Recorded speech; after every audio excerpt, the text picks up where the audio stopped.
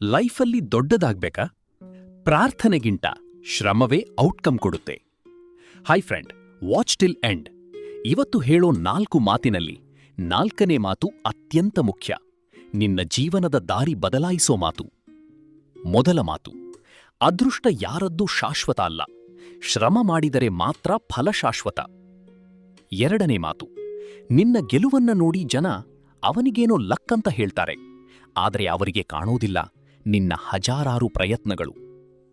ಮೂರನೇ ಮಾತು, ಸಾಧನೆಗೆ ಶಾರ್ಟ್ಕಟ್ ಬೇಕು ಅನ್ನೋಕೆ ಕಾರಣ ಒಂದೇ, ನಮ್ಮ ಸಹನೆ ಕಡಿಮೆ.